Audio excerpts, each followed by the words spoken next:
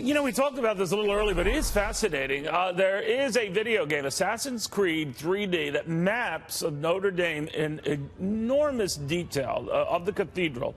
This was 2 years in the making, and apparently is so impressive that those who administer and are in charge of the cathedral itself keep copies of it on hand because they find it to be a reference point.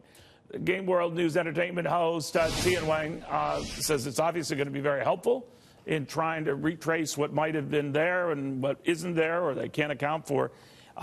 The detail on this game, by almost all accounts, Tian, is remarkable. Do you know much about it?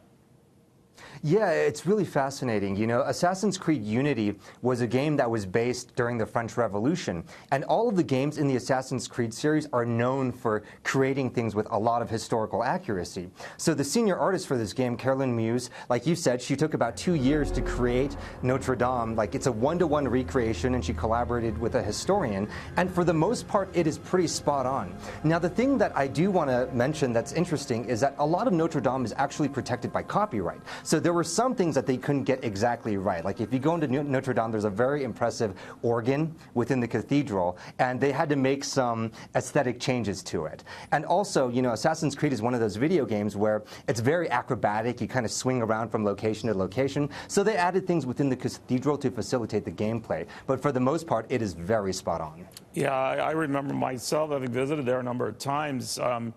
Apparently, they were shouting at me in French not to take any pictures, and I kept taking them. But my wife understood exactly what they were saying and saying, hey, you idiot, stop it. But they're very, very guarded about it, and I'm sure they remain that way even now in the rebuilding process.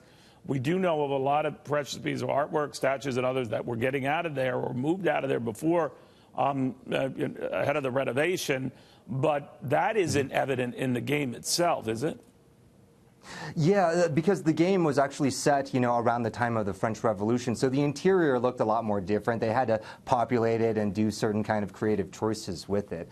But I think that it's going to be a very useful resource for them when they go about reconstructing Notre Dame. The thing that was also very interesting about it was that when they created the spire in Assassin's Creed Unity, they actually used the modern version of Notre Dame's spire. During the time of the French Revolution, that spire existed, but it was in a much smaller form. So in retrospect, when they're looking back and trying to make repairs to the cathedral, it could actually be useful because they actually have the modern spire there.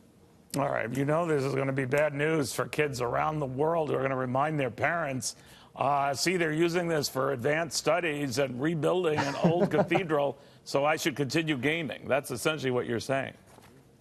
Well, you know, it's very tricky because when you're looking at games like Assassin's Creed, these are AAA level games with huge budgets, and a lot of times there's a real demand for games that have this kind of historical accuracy. That's the reason why Assassin's Creed is very popular. There's another game coming out called Ghost of Tsushima, which is going to be based on a recreation of feudal Japan. And I feel like games like that can tell a compelling story, that have this high level of presentation, I would say that it is pretty much indistinguishable from art. And as you can see in this situation with the fire at Notre Dame, there can actually be a lot of historical relevance as well.